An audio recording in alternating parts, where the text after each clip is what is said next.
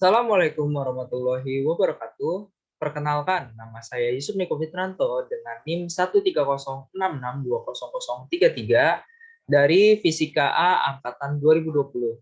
Nah, di sini saya akan menjelaskan tentang proyek pengantar teknologi informasi.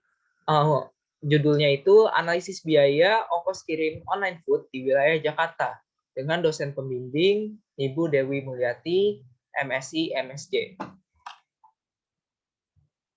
Nah, di sini ada kerangka berpikir atau proses data. Yang pertama itu ada basic data, yang kedua ada input data, yang ketiga ada process analyze, dan yang terakhir ada output. Nah, masuk ke slide pendahuluan. Nah, di Indonesia sendiri tingkat konsumerismenya itu tergolong tinggi di dunia.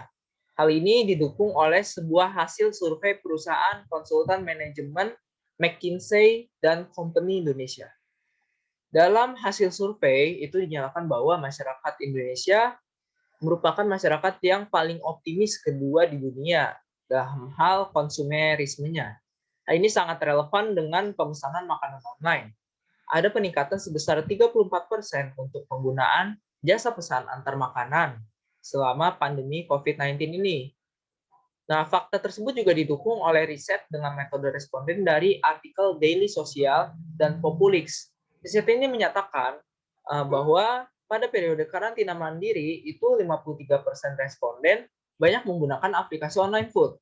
Lebih spesifiknya ada 5 faktor yang menjadi pendorong masyarakat untuk memesan aplikasi online food. Antara lain, yang pertama itu ada gratis ongkos kirim, terus ada pengiriman cepat, terus ada penawaran diskon, dan yang terakhir ada kemudahan proses pemesanan. Berikut dilampirkan diagram lingkaran dari respondennya. Nah, yang slide selanjutnya ada aplikasi GoFood. Nah, pada aplikasi GoFood sendiri, pada platform resminya ada penyesuaian tarif dasar untuk biaya antar. Jika menggunakan GoPay itu dikenakan tarif sebesar Rp10.000 untuk jarak maksimal 6 km atau Rp2.000 per kilometer di wilayah Jabodetabek. Sedangkan untuk pengguna non-GoPay itu akan dikenakan biaya sebesar Rp13.000 dengan jarak maksimal 6 km atau Rp2.000 per kilometer di wilayah Jabodetabek. Slide selanjutnya ada aplikasi GrabFood. Nah, pada aplikasi GrabFood sendiri itu pada platform resminya tarif pelayanan di wilayah Jabodetabek itu dipatok sebesar Rp12.000 pada jarak 0 sampai 2 km. Adapun di wilayah lainnya seperti daerah Surabaya dan Bandung itu dikenakan biaya sebesar Rp2.000 per kilometer. Untuk wilayah Bali itu sebesar Rp2.000 per kilometer pada rentang jarak 0 sampai 8 km. Nah, pada wilayah Makassar itu sebesar Rp3.000 pada rentang jarak 0 sampai 7 km. Terus ada pada wilayah Medan yang terakhir itu sebesar Rp10.000 pada jarak 0 sampai 7 km. Nah, selanjutnya ada aplikasi Shopee Food. Nah, pada aplikasi Shopee Food sendiri di platform resminya itu belum menyatakan tarif ongkos kirim secara pasti. Namun berdasarkan pengalaman konsumen, Shopee Food memberikan tarif sebesar Rp12.000 dengan jarak kurang dari sama dengan 3 km. Nah, di sini ada analisis data dari GoFood dulu. Nah, menurut data yang didapat, range harga yang ditetapkan GoFood itu relatif hampir sama dengan biaya yang ditetapkan oleh GrabFood dan ShopeeFood. Pada jarak 0 sampai 3 km menuju titik pemesanan, GoFood menetapkan tarif sebesar Rp12.000, namun mengalami kenaikan pada jarak 4 km sebesar Rp3.000. Sayangnya kenaikan tersebut tidak stabil. Hal ini dikarenakan pada jarak 5 km tarifnya mengalami kenaikan sebesar Rp5.000, sedangkan pada jarak 6 km tarifnya mengalami kenaikan sebesar Rp4.000. Jadi tidak stabil. Nah, Gojek sendiri mencatat jumlah mitra GoFood itu meningkat 2,43 kali lipat dibanding periode tahun lalu dan menyebutkan jumlah kunjungan aplikasi GoFood itu meningkat sebanyak 2,43 kali lipat. Hal ini menandakan tingginya minat masyarakat terhadap penyediaan jasa GoFood yang disediakan oleh Gojek. Nah, di sini tertera grafiknya. Oke, selanjutnya ada analisis data dari GrabFood. Nah, menurut data yang didapat, range harga yang ditetapkan GrabFood relatif hampir sama dengan biaya yang ditetapkan oleh GoFood dan ShopeeFood.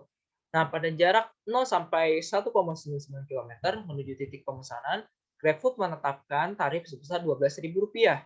Dibandingkan GoFood, tarif yang dikenakan GrabFood pada jarak 2 km relatif lebih tinggi, yaitu sebesar Rp17.000. Namun, kenaikan ini tidak dapat dijadikan patokan, karena dalam beberapa restoran memiliki tarif yang lebih murah jika menjalin kerjasama terhadap pihak GrabFood. Nah, menurut hasil riset IDN Times didapati bahwa peminat GrabFood itu tidak sebanding atau tidak sepopuler dari peminat GoFood. Hal ini dikarenakan adanya pengaruh peminat dengan asal aplikasi berasal.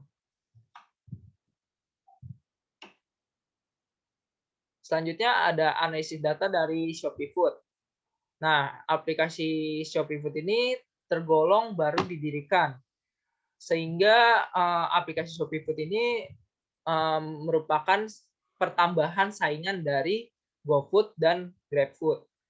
Dan bertambahnya pilihan konsumen terhadap pemesanan online food. Berbeda dengan GoFood dan GrabFood, ShopeeFood ini memiliki tarif yang relatif lebih konstan. ShopeeFood menetapkan tarif sebesar Rp12.000 pada jarak 0 sampai 3 km dan mengalami kenaikan sebesar Rp4.000 pada jarak 3,1 sampai 3,9 km. Dan hanya menaikkan sebesar Rp1.000 pada jarak 4 km. Kemudian pada jarak 5 km, ShopeeFood menetapkan tarif yang sama dengan GoFood dan GrabFood sebesar Rp20.000. Namun ShopeeFood unggul pada tarif dengan jarak 10 km ke atas. Nah, tidak dapat dipungkiri, ShopeeFood lebih unggul dalam menetapkan tarif yang lebih terjangkau dibandingkan dua pesaingnya. ShopeeFood menetapkan harga yang relatif lebih konstan. Hal ini dapat dipengaruhi karena ShopeeFood itu tergolong baru aplikasinya, sehingga lebih menekankan kepada kepercayaan dan minat konsumen. Nah, berikut tertera grafiknya. Nah, selanjutnya ada data analisis biaya pengantaran ShopeeFood. Nah, di sini saya mengambil datanya itu dari untuk range-nya sendiri, mengambil datanya dari Google Maps. Terus untuk harganya itu dari aplikasi Gojek, khususnya GoFood, aplikasi Grab, khususnya GrabFood, dan aplikasi Shopee, khususnya ShopeeFood. Nah, untuk restorannya sendiri, kita juga mengambil dari Google Maps dan 3 platform aplikasi GoFood, GrabFood, dan ShopeeFood. Oke, bisa dilihat tabelnya. Nah, di sini juga dari tabel tersebut datanya itu kan saya mengambilnya dari dari Google Maps dan juga dari 3 platform aplikasi, yaitu GoFood, GrabFood, dan ShopeeFood. Nah, data tersebut diinput ke Excel dan menghasilkan tabel seperti ini. Tabelnya ini, dan selanjutnya setelah diproses dan didata itu menghasilkan output berupa grafik. Nah, grafiknya itu berupa grafik penyebaran data biaya pengantaran online food seperti yang tertera di slide ini. Oke, jadi terakhir kesimpulannya, berdasarkan analisa yang telah dilakukan dari data, dapat diambil kesimpulan bahwa pengguna GoFood, GrabFood, dan ShopeeFood tidaklah memiliki perbedaan dalam menetapkan tarif pemesanan. Nah, jika pemesanan dalam jarak 0 sampai 2 km itu tarifnya relatif sama ya.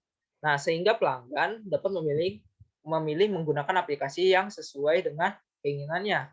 Namun, jika pelanggan ingin memesan makanan online dengan jarak di atas 2 km sampai 3 km, penggunaan GrabFood itu tidak disarankan karena GrabFood memiliki tarif yang lebih tinggi dibandingkan GoFood dan ShopeeFood. Jadi untuk rentang jarak 2 sampai 3 km, lebih disarankan kepada aplikasi GoFood dan Shopee Food. Nah, sedangkan GoFood itu lebih unggul dalam pemesanan dengan jarak 3,1 kilometer sampai dengan 3,9 kilometer dibanding dua pesaingnya. Nah, kemudian untuk jarak di atas 4 kilometer, Shopee Food memiliki tarif yang lebih menguntungkan bagi pemesan. Sehingga untuk pemesanan jarak jauh, Shopee Food lebih disarankan untuk pemesan. Nah, berikut daftar pustaka yang saya ambil bisa dilihat. Oke, sekian dari presentasi project analisis dari saya. Kurang lebihnya mohon maaf. Wassalamualaikum warahmatullahi wabarakatuh.